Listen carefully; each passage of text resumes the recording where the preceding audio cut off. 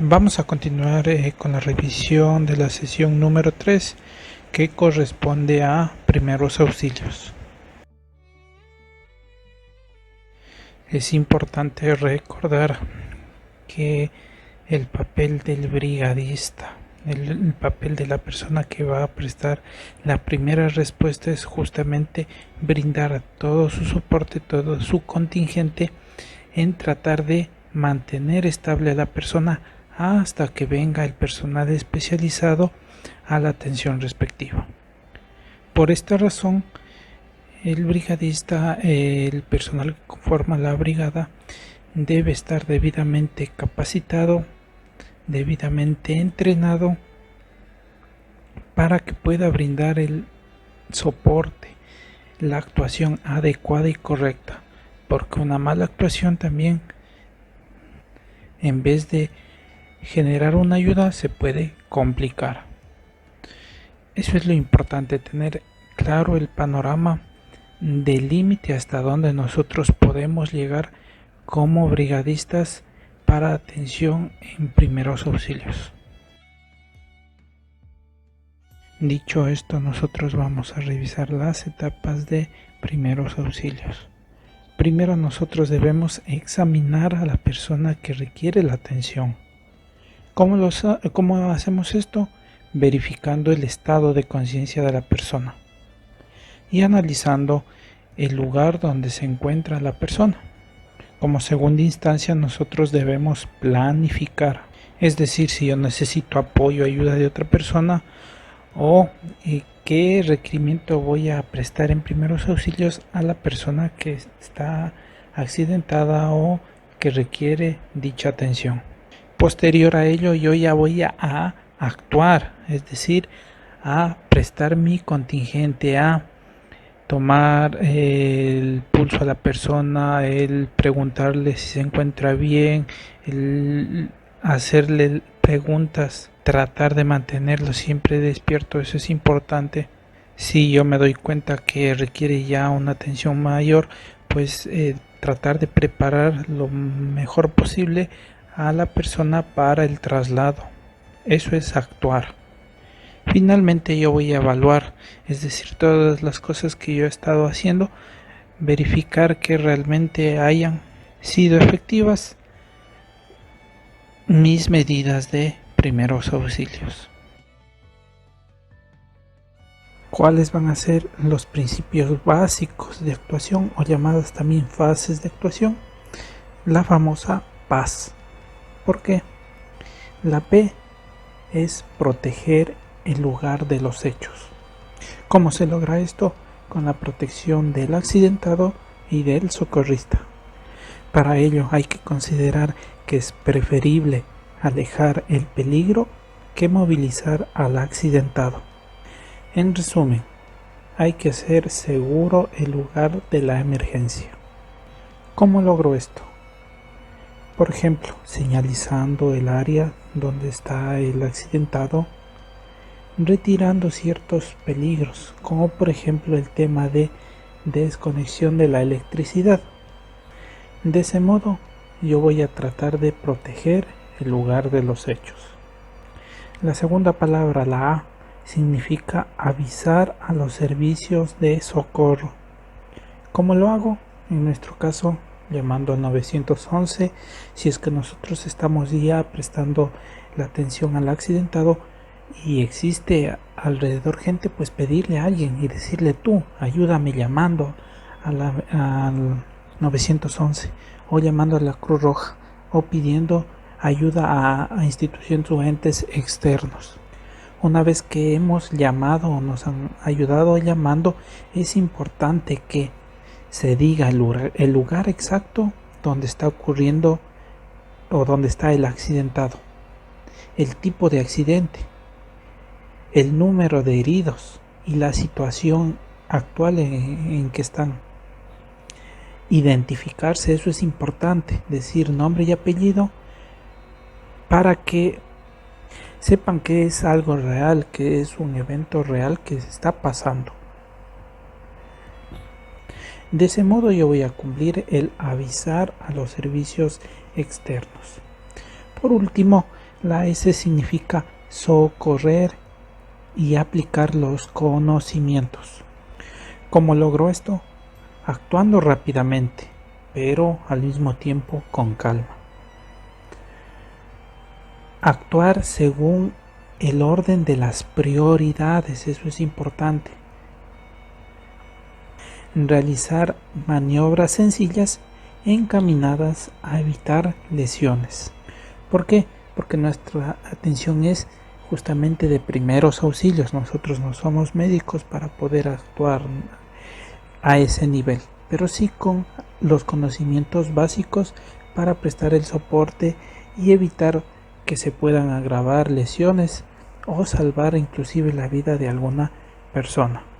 Es importante que se le dé el espacio al accidentado. Sí, si existe bastante gente, pues siempre hay que pedir que ayuden haciendo un cerco de tal modo que no haya gente tan cerca de donde está pasando el evento. Entonces, estas son las 3 fases de actuación que nosotros debemos tener presente al momento de prestar nuestra ayuda a nuestro contingente al accidentado. Otro punto importante es la valoración del accidentado. ¿Cómo voy a lograr esto? Pues aplicando una valoración primaria o secundaria. La primaria va a estar relacionado al estado de conciencia, como habíamos indicado anteriormente. Si nosotros vemos a la persona accidentada, primerito es verificar si es que está consciente o si es que me escucha. Es decir, ver si responde. Y también al mismo tiempo valorar la respiración. ¿Cómo lo voy a hacer? Pues viendo, oyendo o sintiendo la respiración. En la imagen nosotros podemos ver algunas técnicas que suelen utilizarse de modo que el paciente o el accidentado pues tenga una posición segura, pero siempre y cuando nosotros valoremos y veamos que es seguro hacerlo. Siempre va a ser importante la información que nos puedan proporcionar si es que nosotros no estuvimos en el sitio, pero existió otras personas que estuvieron trabajando junto a la persona y vieron exactamente lo que le pasó.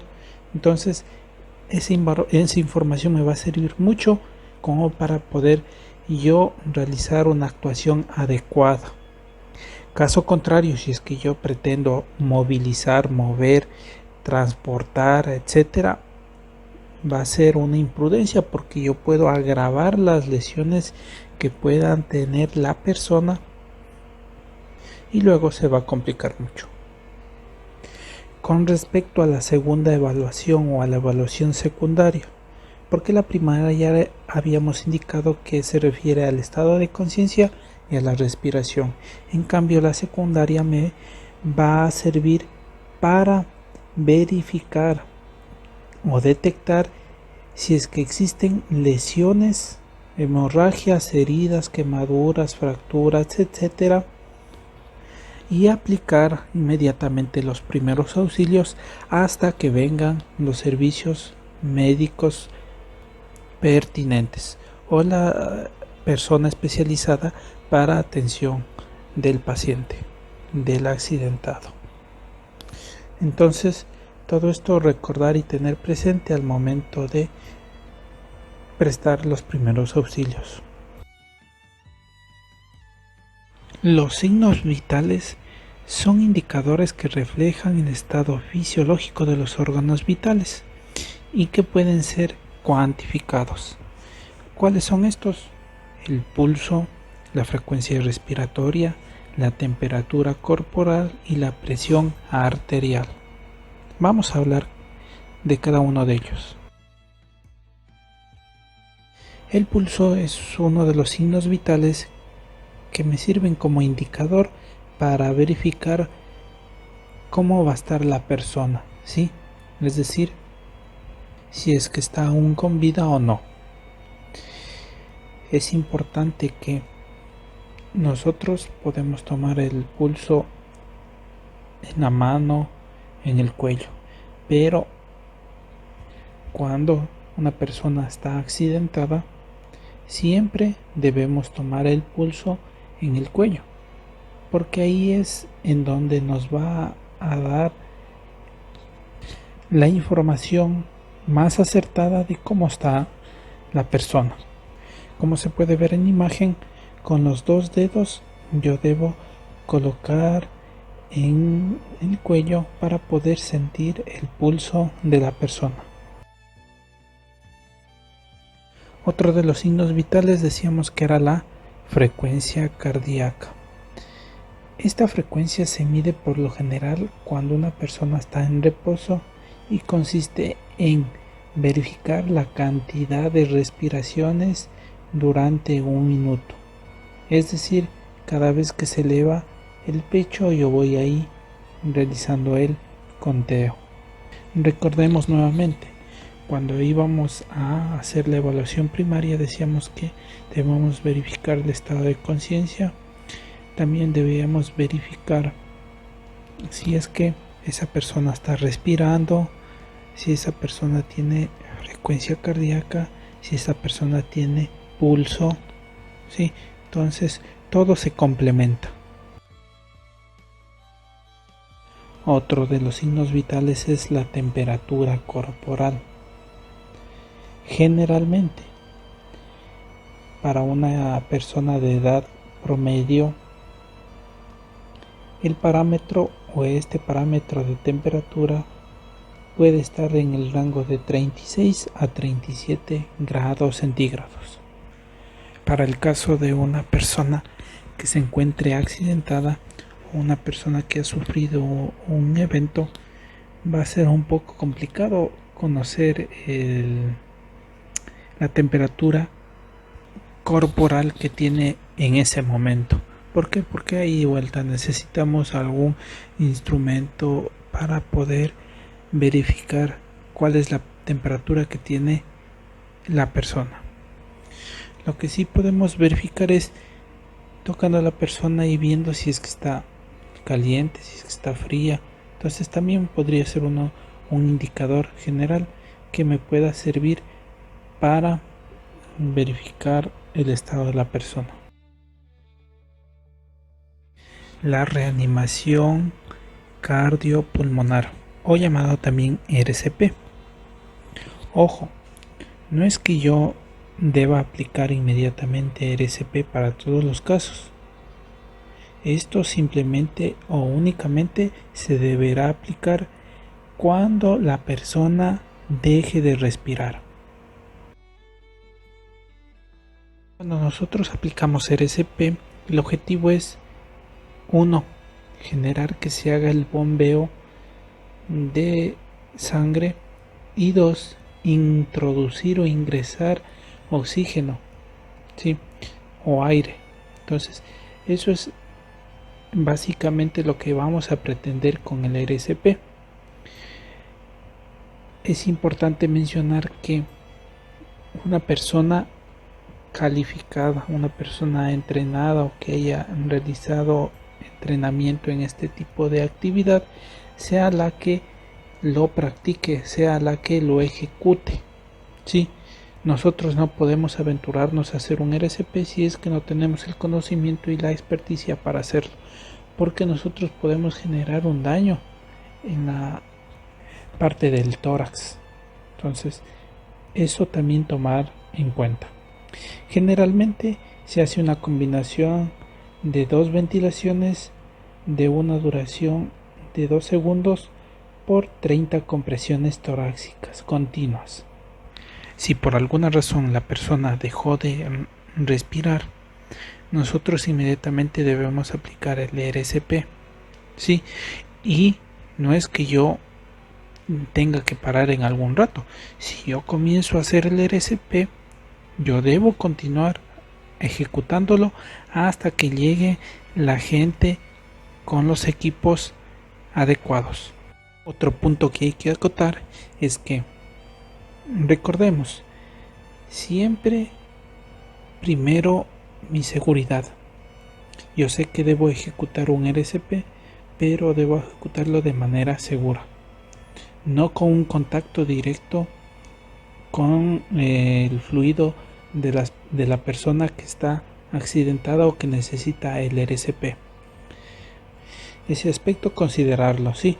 Si yo necesito ejecutar el RCP, pues que sea de una manera segura, para que no haya un contacto directo, porque no sabemos cuál es el historial de esa persona. Entonces nosotros siempre debemos asegurarnos primero nosotros, para luego prestar el soporte adecuado a la persona que requiera.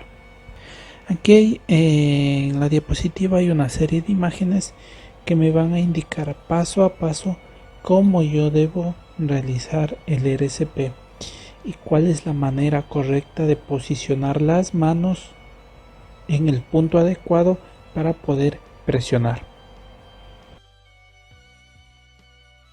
Cuando se trata de primeros auxilios, otro tema importante que nosotros debemos conocer es respecto a la obstrucción de la vía aérea. Pueden existir de dos tipos, un atragantamiento parcial o un atragantamiento total.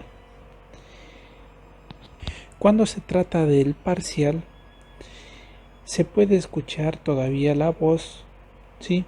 La inhalación y expiración lo puede hacer, pero con cierta dificultad. Existe un silbido o un ronquido en la respiración. Esas más o menos son las características que va a tener el atragantamiento de tipo parcial. En cambio, el total es la imposibilidad para respirar, toser o hablar, hinchazón de la vena, cuello y cara, en algunos casos la pérdida del conocimiento. En las imágenes ustedes pueden ver la famosa maniobra de Helmich, que es justamente lo ideal que yo debo utilizar cuando se produce un atragantamiento. Finalmente, vamos a hablar un poco de las hemorragias. ¿Qué tipos de hemorragias nosotros podemos tener o podemos observar en algún momento con alguna persona que se haya accidentado? Continuamos. Las hemorragias las podemos encontrar de dos tipos, según el lugar al que llega la sangre, es decir, pueden ser externas, internas o exteriorizadas, y según el tipo de vaso sanguíneo roto, es decir, pueden ser arteriales, venosas o capilares. ¿Cómo podemos diferenciar entre la arterial, venosa o capilar? Por la cantidad de sangre que se va a generar de esa hemorragia, tal cual lo observamos en las imágenes. ¿Cómo yo debo proceder cuando se trate de una hemorragia externa? Primerito, hay que tranquilizar a la persona, sentarla o estirarla en el suelo para evitar una posible caída. 2. En todo momento controlar los signos vitales, los parámetros que habíamos visto anteriormente.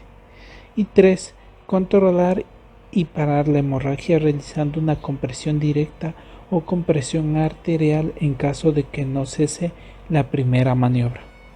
De ese modo yo puedo actuar de manera correcta frente a las hemorragias externas. ¿Cuál es la manera correcta de hacer una compresión directa? Primero, realizar una presión sobre el punto donde está sangrando, utilizando un apósito lo más limpio posible. Si hace falta, colocar otro apósito encima. Si la hemorragia fue producida en alguna de las extremidades, lo ideal es elevar dicha extremidad sobre la altura del corazón. Ojo, siempre y cuando no exista o haya alguna fractura en dicha extremidad. Ahí se debe ejecutar esta actividad de levantar la extremidad sobre la altura del corazón. Por último, si es que ya ha parado la hemorragia, se procederá a tapar la herida.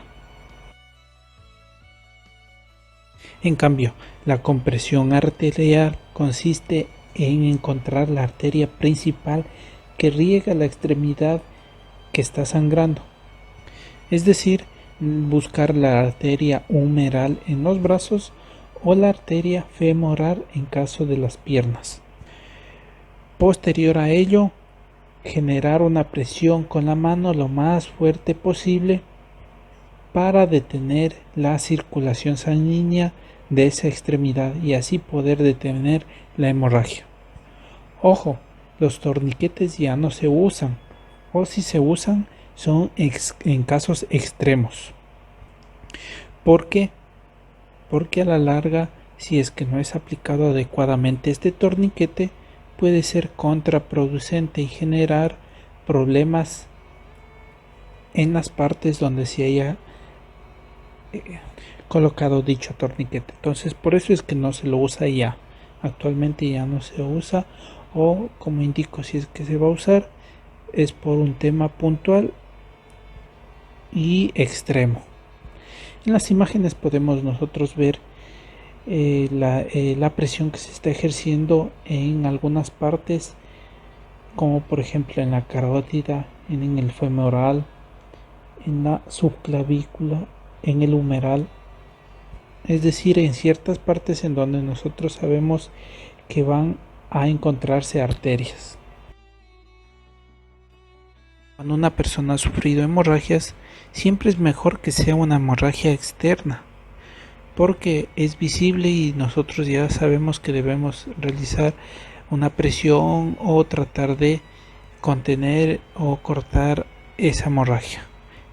Pero cuando se trata de hemorragias internas, ahí es donde se va a complicar, porque no son visibles.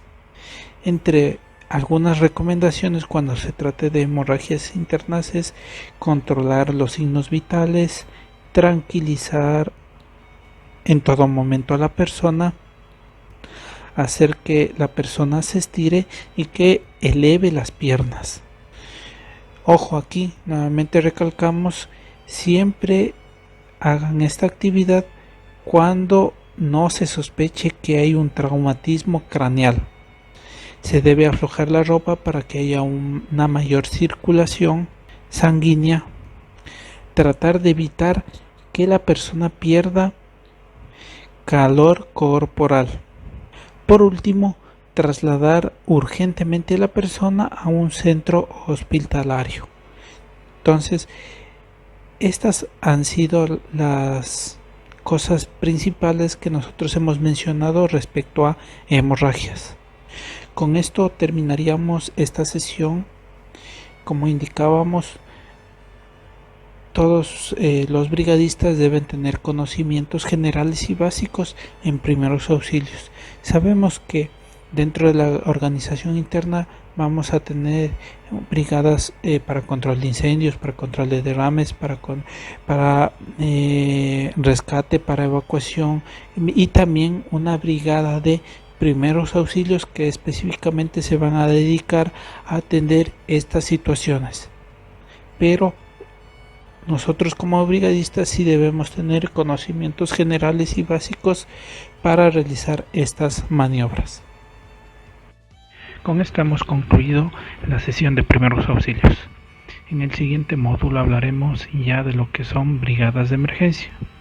Les invitamos a seguir revisando el material cargado en la plataforma.